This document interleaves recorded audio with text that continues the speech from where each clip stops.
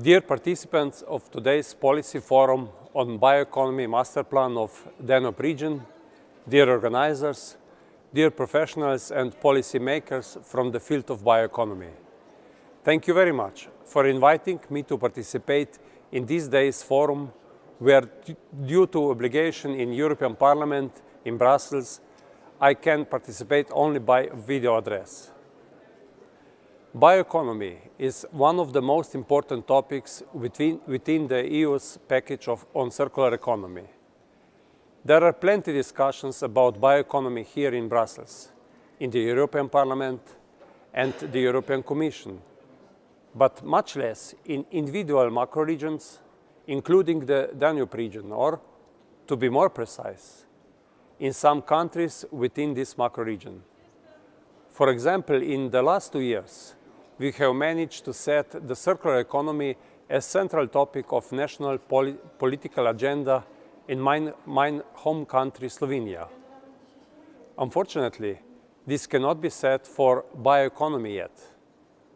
Therefore, it's very important that we all try to do more to encourage regional and local policy makers that concrete macro strategies will be implemented within the framework of national strategies for the field of bioeconomy.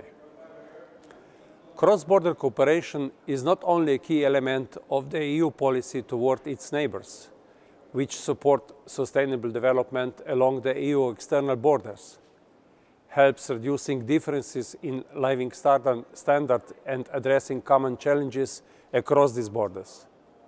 It is also of extreme importance to encourage people and business that deal with bioeconomy within the Danube macro-region, as well as regional environment and Danube society as such.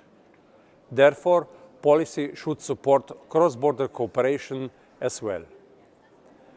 I would also like to point out that the current proposal for the future multi-annual financial framework of European Union envisions an increase of budget for Horizon Europe, the largest EU research and innovation program, from 80 to 120 billion euros. And within these budgets, 10 billion euros are foreseen particularly for research and innovation in food, agriculture, rural development, and bioeconomy. This is a major opportunity also for the Danube region to foster competitive and sustainable farming and forestry. Bioeconomy can play an important role in achieving these objectives, as well for future growth and jobs. Dear participants, policymakers and the stakeholders, I apologize again for not being with you. I am sure that plenty of interesting debates will take during today's forum, the conclusions of which will certainly provide food for thought for all involved and pave the way for decision makers to act. I also wish you to continue your successful work in the field of bioeconomy.